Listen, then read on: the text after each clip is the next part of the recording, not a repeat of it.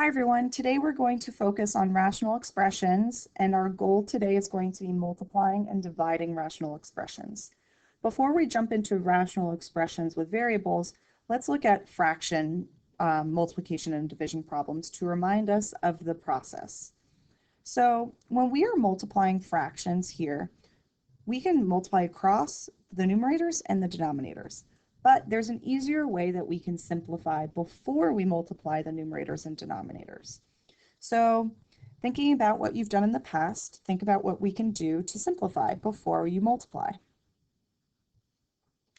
going to reduce this 2 with the 12 because 2 goes into 12 6 times. And then also the 15 and the 5. I can divide the 15 by 5 and get 3, divide 25 by 5 and get 5.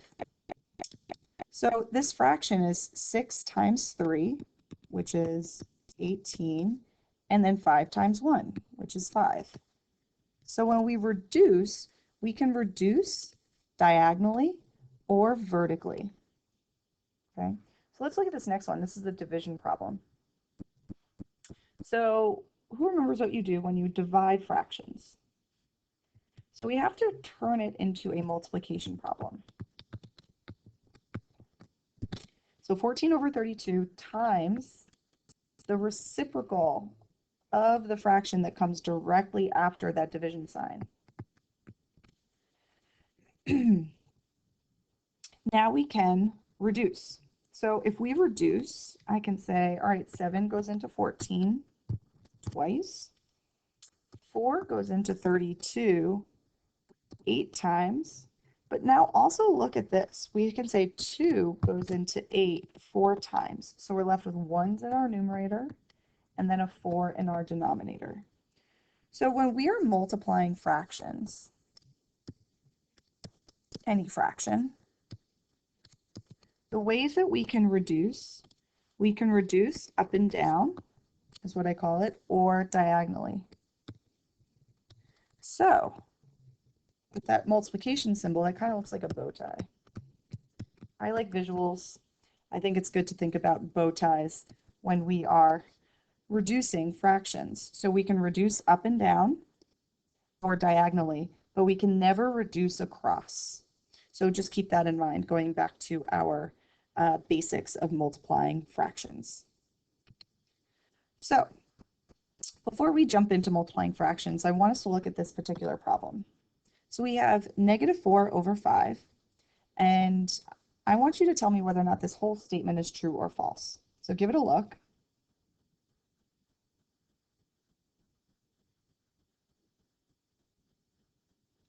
So if we look at this as division, we have -4 over 5. So negative times a positive is a negative.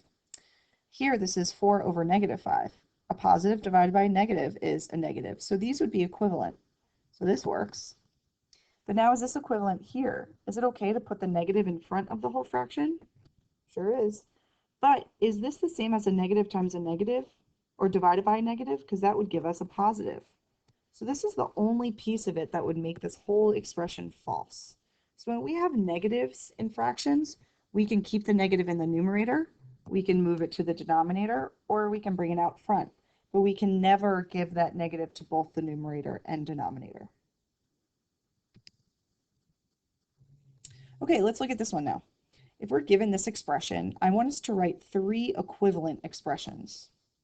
So, going back to this previous example, 1, 2, 3. These are 3 equivalent expressions. And I want us to think about how we can do that with a polynomial. So here, I have this negative out front. What if we factored out a negative? That would change this problem to -1 times x minus 3. That's one way we can write this expression. And now with this negative out in front, where else can we move that negative? We can shift it to the denominator if we wanted to.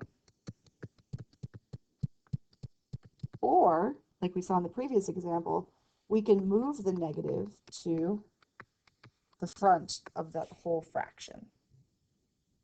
Or if some of you thought about this, we could say 3 minus x over 4, right, by just flipping these two. So there's different ways to write the same fraction in a few different ways. So keeping this in mind when we're checking our homework for these problems, you may get the right answer. However, in the textbook, the back of the book, it may give you a problem that's equivalent. So keep in mind that we may have to look further into our work to see if our answer is equivalent to the textbook's answer. Okay, so multiplying rational expressions. This is a review topic from Algebra 1, but it's important that we take some time to review it. And when we're looking at this, what we did when we simplified expressions in yesterday's class, we had a numerator over denominator. And what we did for that was to factor the numerator and factor the denominator, and then we reduced, which is exactly what we're doing here. So this first fraction we can't do anything with, so I'm just going to rewrite it here, just so we have this nice big space. So this 2n minus 4, I can factor out a 2. And then this denominator, I can create my factor pair or factor binomial factors. So if we're looking at this here, notice how we have 1 plus 3n in the numerator, and then 3n plus 1 in the denominator. And in our previous examples, we looked at this bow tie, so saying that we can reduce diagonally and vertically. So here we are.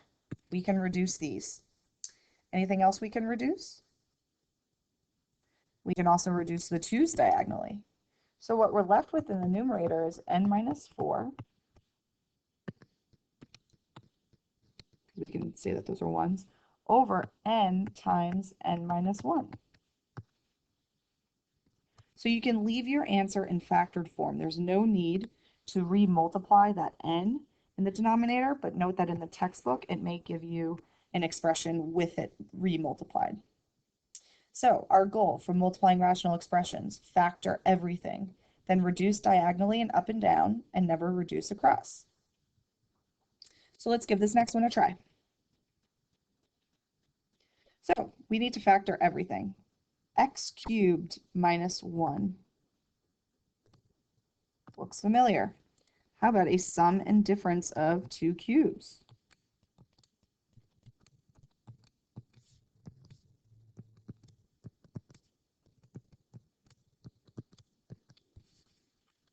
Okay, so you still have to remember those. And then for this one, I can factor out a negative 3. Okay. And now the 15x squared can stay the same. And then this x squared plus x plus 1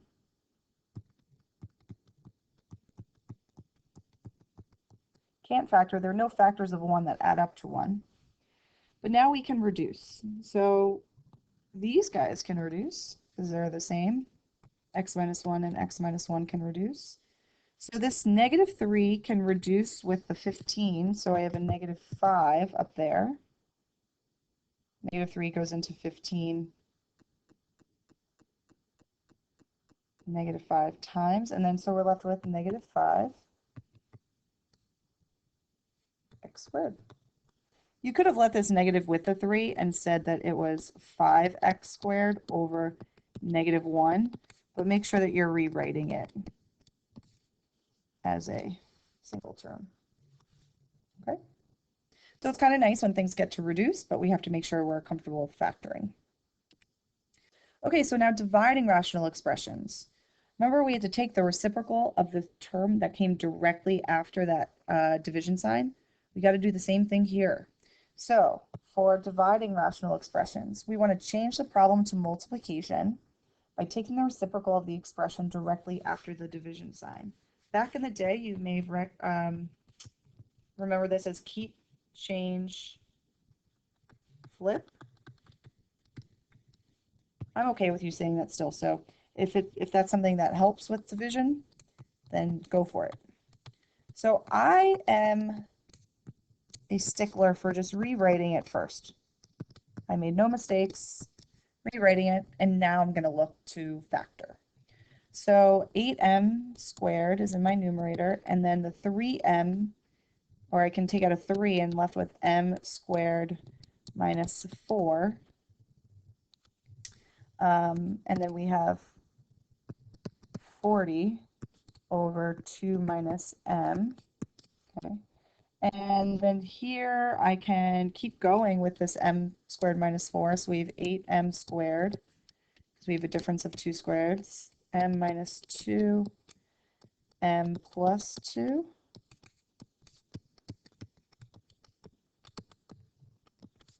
Okay. All right, so let's see what we can reduce. Can we reduce anything? So 3 does not go into 40. 3 does not go into 8. So I guess we're stuck with just writing 8 times 40, which is 320 m squared over 3 times m minus 2, m plus 2, 2 minus m. And we can box that as our answer. So if we're looking at that, it looks super messy, but it's quite all right if your answer is a big mess.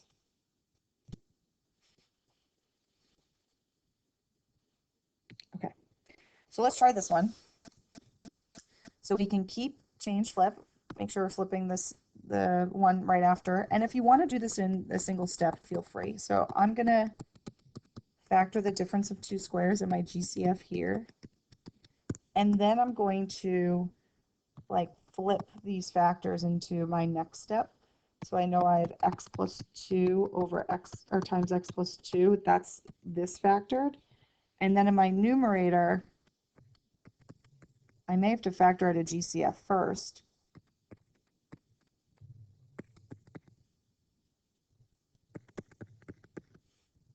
So I have 2 times x minus 2 times x minus 2 down there. So if you wanted to do the flip and the factoring in one step, you can go for it. Just make sure you're keeping track of everything. So these reduce diagonally, these reduce diagonally, and that's it. So we are left with x plus 2 squared in our numerator over 6 times x minus 2. All done. Okay, so now for the last example today, we're going to look at a problem that includes both multiplication and division. So when we are doing multiplication and division, we need to make sure that only the fraction after the division sign is the fraction that is flipped. So change the entire problem to multiplication. So what we're going to be doing is taking the reciprocal of this particular fraction, only that last fraction. And so when we do that, I'm going to factor everything. We have a difference of 2 squares. I like writing out those so I see how many I have.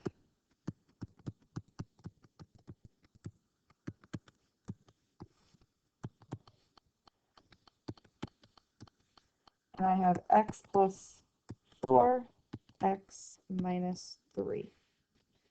Okay, so now I could keep going. Notice here I can reduce one of those.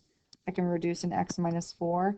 And now diagonally, thinking about our bow tie method, if there's an x plus 4 here, we can reduce it with an x plus 4 all the way over there in that last fraction. That's perfectly fine.